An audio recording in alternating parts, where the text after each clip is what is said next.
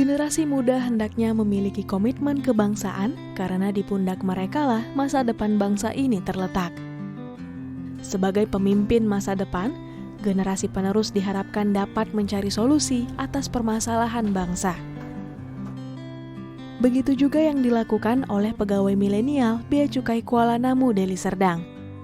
Selain melakukan tugas sebagai ASN yang menjunjung tinggi integritas, millennials ini juga dipersiapkan untuk menjadi role model atau panutan yang memiliki akuntabilitas, jiwa melayani dengan hati.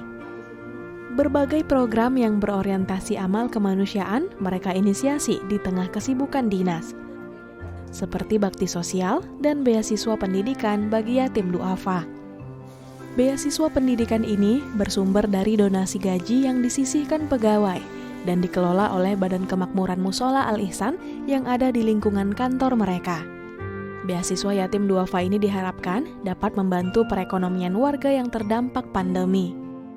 Ada 77 anak yatim duafa yang menerima bantuan ini setelah melalui survei.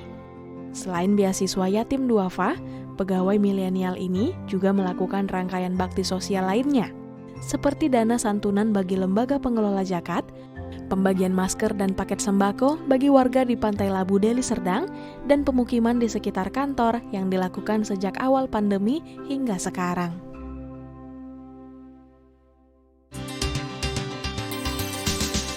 Di tengah pandemi yang terus melanda negeri, hendaknya kita semua, pemerintah dan juga masyarakat bahu-membahu bersinergi untuk negeri tercinta ini.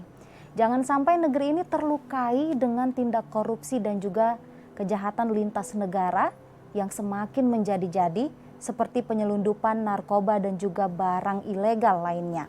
Di tengah tugas melindungi negeri, Kantor Pengawasan dan Pelayanan Bea Cukai TMPB Kuala Namu, Deli Serdang juga turut berjibaku dalam berbagai kegiatan sosial demi pemulihan ekonomi negeri.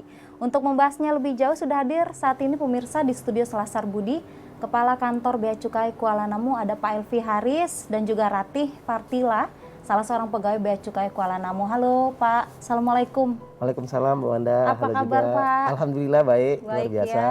Ratih, apa kabar? Alhamdulillah baik Mbak Manda. Tetap semangat walaupun di tengah pandemi ya? Iya, benar sekali. Ini sebenarnya Pak, ngomong-ngomong kan tugasnya juga garda terdepan ya Pak. Betul. Ya di airport begitu. Betul. Nah ini bagaimana tingkat protokol kesehatannya harus tinggi yang diterapkan? Benar ya, kita harus betul-betul menerapkan protokol kesehatan, baik masker, bahkan kadang-kadang pemeriksaan kita itu kita harus pakai APD. Kalau ketika memeriksa barang penumpang dari luar negeri, yang ya antisipasi supaya anggota kita juga tidak terpapar dengan virus ini. Gitu, Mbak. Iya. Baik Pak Elvi, jangan sampai, tadi saya katakan jangan sampai negeri ini terlukai lagi dan lagi. Setelah ini menghadapi situasi sulit pandemi, jangan lagi dilukai dari dalam, internal begitu dengan kasus korupsi. Pak Elvi, bagaimana sih menumbuhkan mental anti korupsi agar revolusi mental ini bisa menjadi budaya kerja di lingkungan? Iya, ini bukan persoalan mudah Mbak, karena ada orang yang bilang ini sudah budaya, walaupun sebenarnya bukan budaya korupsi ini. Untuk merubah mental ini perlu upaya yang berkelanjutan. Pemerintah juga sudah menyiapkan tool-toolnya. Ada kantor yang dianggap WBK pertama, wilayah bebas korupsi, itu level pertama. Ada juga kantor nanti kalau sudah selesai WBK, ada tingkat berikutnya, WBBM, wilayah birokrasi bersih melayani. Ini kantor yang dianggap tidak ada lagi korupsi di dalamnya, sudah melayani dengan sangat baik. Nah, kami di kantor Bea Cukai Kuala Namu sudah melewati fase WBK. Sekarang kita akan masuk ke tahap yang lebih tinggi lagi, namanya WBBM. Itu Mbak, sekarang ini yang kita lakukan. Banyak yang harus kita lakukan. Sebenarnya kita sudah yakin mental pegawai kita sudah cukup bagus, tetapi ini harus tetap dipagari dengan segala macam aturan, segala macam kebiasaan-kebiasaan baik, gitu kira-kira Mbak. Iya, Pak Elvi, karena kan saya lihat yang bertugas di Bea Cukai Kuala Namu ini banyak terdiri dari millennials gitu. Betul. Bagaimana Bapak menumbuhkan mental anti korupsi itu sejak dari remaja ini di lingkungan kerja Bapak? Iya. Nah, sebenarnya lebih mudah sebenarnya milenial ini, Mbak. Karena kita itu masuk Kementerian Keuangan itu hampir kita pastikan adalah betul-betul murni. Sehingga mental yang masuk ke sana adalah mental-mental yang memang tidak terpikir untuk korupsi. Nah, gimana kita selama mereka bergabung dengan bea cukai, ini kita harus terus tekankan bahwa integritas itu adalah yang utama. Nah, satu hal yang sangat bagus di milenial ini adalah kalau kita ikut bersama mereka. Saya mungkin kelompoknya bukan milenial ya Mbak Manda ya, tapi kalau bergabung dengan mereka merasa, oh begini bagusnya. Pimpinan harus bergabung membawa ke arah yang lebih baik. Pimpinan harus memberikan contoh integritas yang baik. Itu mungkin Mbak. Baik. Ratni, seluruh pegawai Bea Cukai Kuala Namu ini juga terlibat dalam pembangunan zona integritas. Ya, ini adalah tadi Pak Elvi sudah sebutkan ternyata sudah lewat dari WBK ya, wilayah bebas korupsi, dan ini mau naik level ke WBBM. Nah, ternyata ada program yang namanya pegawai milenial yang diinisiasi oleh kantor Bea Cukai Kuala Namu. Ini program apa saja? Ya, benar Mbak. Mungkin sebelum program milenial adalah kenapa kita terlibat, karena kita ingin memberikan yang terbaik untuk kantor Bea Cukai Kuala Namu, dan kita diberi kesempatan untuk ikut bergabung dalam pembangunan ZI WBK WBBM. Nah, kalau program-program milenialnya itu contohnya kita diberi kepercayaan oleh Pak Elvi selaku kepala kantor menjadi agen perubahan nih Mbak. Nah, agen perubahan itu diberi kesempatan program apa sih yang mau kalian adakan setahun ini untuk mendukung pembangunan ZI gitu. Di antaranya adalah kita ikut serta dalam inovasi pembangunan peningkatan pelayanan publik agar lebih optimal. Kemudian kita ikut serta dalam public campaigns Mbak, terkait bagaimana kita mengkampanyekan pembangunan ZI WBK WBBM ini ke masyarakat. Itu misalnya karena kita milenial ya Mbak ya, memiliki bisa dikatakan bahwa milenial itu memiliki kemampuan yang baik dalam pemanfaatan IT, media massa. Nah, jadi kita diberi kesempatan oleh Pak Elvi, ayo gimana caranya kalian mengkampanyekan program pembangunan ZI ke masyarakat ini dengan kreatif gitu. Jadi kita buat video profil, konten-konten yang menarik, bahkan ada logo-logonya pembangunan ZI itu didesain, kemudian filosofi baik integritasku sejahteraan negeriku itu diinisiasi, didesain oleh rekan-rekan milenial gitu Mbak. Nah, kemudian tidak hanya itu saja, tapi ada program peningkatan ke pengetahuan dan kompetensi pegawai Mbak. Ini bisa dikatakan hampir berskala nasional Mbak. Karena kita tidak hanya mengajak pegawai Bea Cukai Kuala Namu saja, tapi kita mengajak pegawai Bea Cukai se-Indonesia dengan mengundang narasumber-narasumber yang hebat tentunya. Nah, ini diharapkan dapat meningkatkan kompetensi dan pengetahuan pegawai. Kemudian ada program kegiatan sosial lainnya Mbak. Oke, ditahan dulu program sosialnya, nanti kita lanjut lagi soal itu. Nah, tadi Rati sudah sebutkan namanya millennials begitu ya Pak ya, akrab dengan era digitalisasi sekarang ini, di mana sekarang begitu maju. Jadi bicara soal digitalisasi, ternyata Bea Cukai Kuala Namu juga ada menerapkan ini ya untuk lebih menggaungkan untuk masyarakat seperti beberapa aplikasi-aplikasi yang kalian sendiri yang menggagasnya. Iya benar. Beberapa aplikasi inisiasinya bahkan dari rekan-rekan milenial Bea Cukai Kuala Namu. Wah, gitu, luar biasa ternyata ya. Nah, mungkin pemirsa di rumah juga kita ingin tahu aplikasi yang seperti apa yang ini tentu berguna bagi masyarakat luas. Iya benar Mbak. Jadi aplikasi-aplikasi ini tentunya kita berharap output dan outcome-nya adalah bermanfaat bagi pengguna jasa kita dulu, terus masyarakat luas pada umumnya. Nah, jadi beberapa aplikasi itu diantaranya yang pertama itu ada aplikasi CD online Mbak, Custom Declaration Online. Ini terkait dengan pemberitahuan pabean. Pemberitahuan pabean bagaimana pegawai, maksud saya penumpang dari luar negeri ketika dia tiba di bandara internasional. Kalau dulu itu mereka harus mendeklar secara tertulis apa barang bawaan mereka dari luar negeri, itu mereka harus kasih tahu nih biar Bea Cukai tahu. Nah, kalau sekarang dengan adanya aplikasi itu kita berharap mereka menggunakan aplikasi, kemudian mereka declare secara digital ya Mbak ya, cukup diketik aja, nggak perlu ditulis lagi gitu. Saya sempat loh ngisi yang tertulis sebelum ada aplikasi. Agak ribet ya Mbak, apalagi nggak bawa pulpen gitu. Pulpennya harus cantik lagi. Nah, kemudian mereka bisa ketik di HP-nya, kemudian nanti outputnya adalah QR code. Nah, QR code ini yang di-scan ketika mereka tiba di bandara internasional.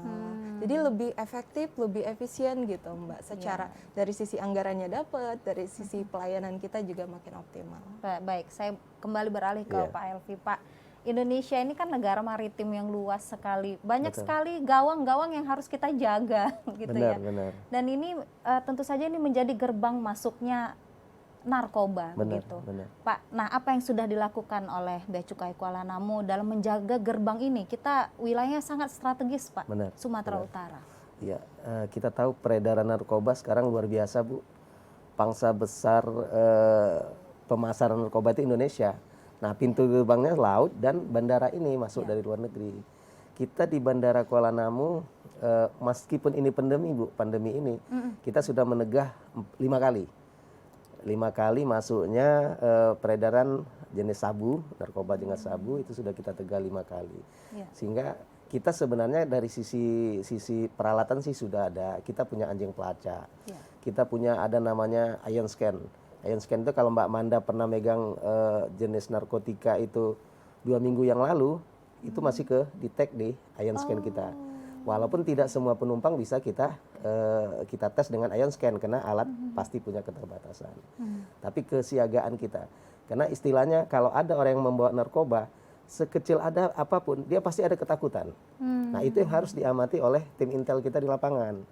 Karena informasi nggak mungkin bisa kita dapat semudah orang membawa barang yang besar begitu kan. Nah ketika dia ada kejanggalan, nah ini menjadi suspek kita harus ditindaklanjuti. Jadi teman-teman dibekali dengan ilmu intelijen seperti itu. Gitu. Di samping memang peralatan-peralatan X-ray, ion scan, anjing pelacak itu juga ada. Oke, baik Pak Elvi dan juga Ratih, kita lanjut lagi di segmen berikutnya. Pemirsa, sebelum kita ngobrol lebih jauh lagi, kita saksikan terlebih dahulu tayangan berikut ini.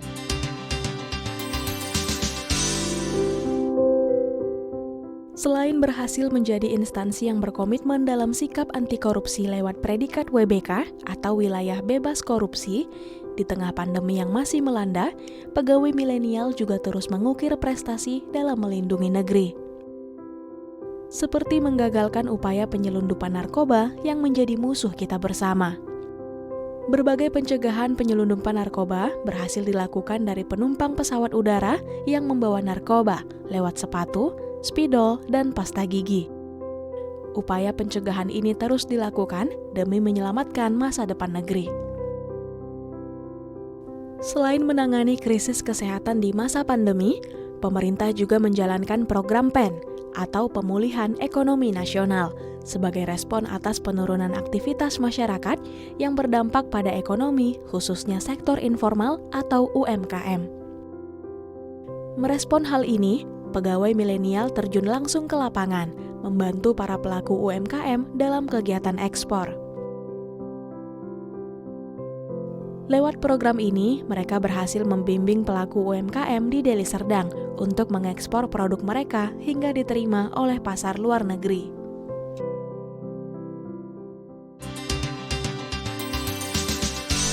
Baik, saya beralih ke Pak Elvi kembali. Pak, untuk mendukung program pemulihan ekonomi nasional, kantor Bea Cukai Kuala Namu juga ikut dalam program kemudahan ekspor impor ya untuk pelaku UMKM. Ini menarik sekali ya Pak ya, karena kan pelaku UMKM inilah yang paling terdampak pandemi Pak saat ini.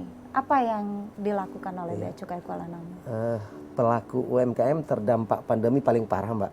Tapi untuk memulihkan ekonomi, pilar utamanya UMKM juga. Gitu. Baik. Hidupnya UMKM itu sangat membantu pemulihan ekonomi. Nah kita ini langsung diperintah oleh Bu Menteri. Biasanya Bea Cukai itu kan mikirin orang yang mengajukan impor, mengajukan ekspor.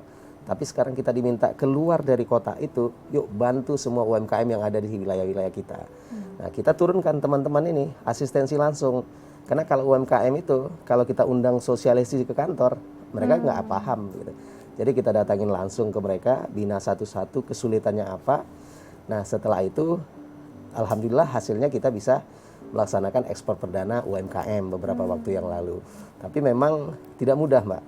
Jadi betul-betul harus kerja keras. Dan yang turun itu rata-rata ya teman-teman milenial ini. Yang turun ke sana. Karena ikut mempromosikan secara online produk-produk mereka. Gitu. Jadi betul-betul kita bina dari A sampai Z kalau istilah kami, gitu Mbak. Baik, saya balik lagi ke Rati nih. Rati, tadi ada aplikasi yang sudah kita bahas satu ya. Mungkin ada aplikasi lain yang punya manfaat besar gitu untuk masyarakat luas. Iya Mbak, sebelumnya aplikasi tadi yang saya sebutkan CD online ya Mbak. Kita lanjutkan lagi, ada aplikasi yang sudah terintegrasi dengan CD online itu sendiri Mbak, yaitu Siap Bank. Nah, gitu. Siap Bank. Siap Bank gitu. Bahasa Medan. Bahasa gitu. Medan jadi bank. Jadi Siap Bank itu adalah sistem aplikasi untuk barang bawaan penumpang. Kenapa terintegrasi dengan CD online? Jadi ini terkait dengan penyelesaian pungutan bea masuk dan PDRI-nya Mbak, pajak dalam rangka impornya. Jadi apabila sudah dideklar melalui CD online tadi, apakah dia dikenai bea masuk atau PDRI atau tidak, sudah dihitung melalui aplikasi Siap Bank tadi. Jadi aplikasi ini untuk memudahkan penyelesaian pemungutan bea masuk dan PDRI tadi Mbak. Dan perlu diketahui juga bahwa ini aplikasi yang sudah diakui oleh organisasi Bea Cukai Dunia Mbak. Wah, Tahun ini luar kita biasa. mendapatkan penghargaan Certificate of Merit dari WCO, World Customs Organization, organisasi Bea Cukai Dunia, bahwa ini inovasi peningkatan publik yang luar biasa gitu Pak. Wah, luar biasa ya Pak, karya-karya milenialnya Benar, ya. benar, Mbak. Mudah-mudahan ini bisa jadi penyemangat bagi instansi yang lainnya mau pemerintah ataupun swasta ya. Milenialnya harus yang seperti ini. Iya. Untuk UMKM-nya juga ada Oh iya, dibuat untuk milenial, Mbak. UMKM Mbak. Oh, yang UMKM-nya ada lagi. Mungkin menyambung dari Pak Elvi tadi ya Iya. Pak. Jadi wujud komitmen peningkatan ekspor Bea Cukai Kuala Namu selain melakukan deklarasi komitmen dengan beberapa instansi terkait ya Mbak ya, instansi badan karantina, kemudian Badan Pertanian, kemudian Bank Indonesia, Lembaga Pembiayaan Ekspor Indonesia, kemudian Industri Koperasi Deli Serdang gitu Mbak. Nah, wujud komitmen lainnya adalah dengan membentuk sebuah aplikasi Spike namanya. Nah, ini aplikasi teranyar dari Bea Cukai Kuala Namu Mbak. Baru aja nih, baru hangat-hangat ya nih. Baru netas. launching ya. Ya, jadi ini kepanjangannya Sentra Informasi dan Konsultasi untuk Ekspor. Oke. Nah, jadi semua eksportir dapat menggali informasi apapun dari hulu ke hilir terkait ekspor melalui aplikasi Spike ini. Jadi aplikasi ini adalah aplikasi konsultasi terkait ekspor berbasis web yang dapat dikunjungi di website beacukaikualanamu.beacukai.go.id Mbak. Nah, jadi ini nanti langsung ditangani oleh petugas Bea Cukai Mbak. Iya. Jadi diharapkan dengan adanya aplikasi ini dapat meningkatkan daya dorong para eksportir untuk meningkatkan eksportasinya. Gitu. Iya. Baik Pak Elvi dan juga Rati, kita lanjut lagi di segmen terakhir. Baik pemirsa, apa kata mereka tentang Bea Cukai Kuala Namu? Kita dengarkan dalam tayangan berikut ini. Pelayanannya sih cukup sangat memuaskan karena sebelum-sebelumnya juga saya udah pernah ada masalah di sini. Semua dari mulai kepala seksi semua ikut andil terkait ini pelayanannya dan cukup memuaskan. Misalnya kan ada masalah di sini nggak perlu, misalnya ada masalah di sini kita nggak perlu lapor ke pusat atau kemana gitu kan. Jadi sistem di sini itu langsung bisa perbaikin sendiri ya misalnya ada masalah gitu. Semua UKM itu targetnya memang mau ekspor supaya besar gitu kan. Kami dalam rangka kunjungan dari Dinas Bea Cukai, kami sangat terima kasih dan kami dapat dorongan semangat dari Dinas Bea Cukai dan mereka mengasih kita peluang untuk ekspor. Baik Rati, apalagi nih kegiatan sosial ataupun kegiatan yang mendukung upaya untuk pemulihan ekonomi negeri kita? Nah, kalau kegiatan sosialnya seperti yang sudah disebutkan tadi, mungkin rencana ke depannya kita akan mengadakan kegiatan pembagian sembako lagi dan mungkin ini akan menjadi kegiatan rutin Mbak, kegiatan sosial rutin bagi Bea Cukai Kuala Namu. Luar biasa ya milenialnya ini. Baik Pak Elvi, sebagai seorang aparatur sipil negara itu kan harus punya akuntabilitas ya Pak ya. Dimana satu poin penting itu adalah melayani dengan hati begitu. Nah, apa yang Bapak terapkan gitu untuk seluruh pegawai khususnya para milenial ini agar mereka itu menjadi seorang pelayan publik yang bekerja dan juga melayani masyarakat dengan hati? Iya. Teman-teman milenial ini Mbak cenderung banyak melihat dari mendengar gitu. Kalau kita kasih ceramah, mungkin mereka pegang handphone ya sambil dengar ceramah kita. Tapi kalau kita beri contoh, kita ajak bersama-sama, itu lebih cepat begitu. lebih cepat. Beberapa kegiatan yang disebut Rati tadi, teman-teman milenial itu kita ajak turun, mereka semangat gitu. Daripada kita ceramahin di aula, harus tegakkan integritas, harus melayani dengan baik, mereka enggak. Kalau seniornya mencontohkan melayani itu dengan cepat, mereka juga akan cepat. Ya. Kemudian satu lagi ya, integritas itu jangan coba-coba bermain-main dengan namanya uang, namanya menjual layanan kita, itu memang kita contohkan dan kita harap mereka juga tetap teguh memegang komitmen untuk integritas. Gitu, Mbak. Apa tindakan penegakannya Pak? Sanksi yang diberikan apabila ini terjadi dilanggar oleh oknum sendiri? Kalau yang sifatnya koruptif, Mbak, itu kita tidak ada toleransi. Kita tidak ada untuk integritas kita tidak ada toleransi. Nah, kalau yang terkait layanan agak elek-elek lah, Mbak, agak lama-lama. Nah, ini akan kita tegur gitu. Akan kita tegur. Masih ada juga yang merasa ya nggak apa-apa, biar ditunggu sebentar gitu. Saya makan dulu. Kalaupun makan, kalau ada layanan kita minta tinggalin dulu gitu. Setelah melayani kita lanjutkan makan kalau siang. Kadang-kadang pengguna jasa satu saya ke kantor, ada pengguna jasa menunggu. Walaupun dia sadar ini hari libur, piket sudah selesai, tapi kalau kita ada ya kita layani. Gitu. Baik. Jika ada pemirsa di rumah ini Pak, yang ingin mendapatkan informasi terkait cara ekspor impor tadi, mungkin ingin ya namanya kita juga ingin memulihkan perekonomian kita yang terdampak dengan pandemi. Kemana nih Pak? Iya. Bisa intip media sosial? Iya, kalau itu saya buka catatan dulu nih. Silakan Pak. Tapi yang pasti kalau spike yang disebut Rati tadi bisa diakses dari website beacukaikualanamu.go.id. Kalau itu bisa dan interaktif juga bisa di situ. Tapi kalau medsos WA juga bisa, Mbak. WA bisa ke nomor 0811 6070 474. Email juga ada, plibckualanamu@gmail.com. Tetapi yang paling mudah mungkin WA atau website tadi, Mbak, dimanapun bisa dibuka. Datang langsung juga bisa juga, Mbak. Akses media sosial kita juga bisa, IG kita bisa, di sana juga bisa interaktif. Mungkin itu, Mbak. Baik, Pak Elvi, untuk menutup Selasar Budi silakan pesan singkat Bapak. Ya, dimanapun kita berada, Indonesia sekarang pandemi, Indonesia sekarang susah, kita berikan sumbangsi kita terbaik sebagai apapun kita untuk ikut memulihkan ekonomi nasional. Karena dampaknya sangat luar biasa dari masyarakat kecil sampai juga pengusaha besar. Kalau kita bersama membangun Indonesia, insya Allah Indonesia segera pulih, Indonesia bangkit. Mungkin itu, Mbak. Pak Elvi dan Rati, terima kasih banyak sudah meluangkan Sama-sama, waktu di Mbak tengah Wanda. kesibukannya untuk Selasar Budi ya. Sukses selalu. Terima kasih. Baik pemirsa, menjadi instansi yang bersih, bebas korupsi dan berintegritas merupakan cermin kekuatan bangsa. Tidak hanya itu, sebagai bangsa yang memiliki karakter luhur sejak dulu, yaitu bahu-membahu dalam kehidupan bermasyarakat, berbangsa dan bernegara. Mari kita berempati terhadap sesama, terlebih saat pandemi sekarang ini. Mari jadikan diri kita bermanfaat bagi orang lain, jaga kesehatan Anda dengan tetap mematuhi protokol kesehatan. Saya Rahma Mandasari pamit, jangan lupa saksikan Selasar Budi selanjutnya, sampai jumpa.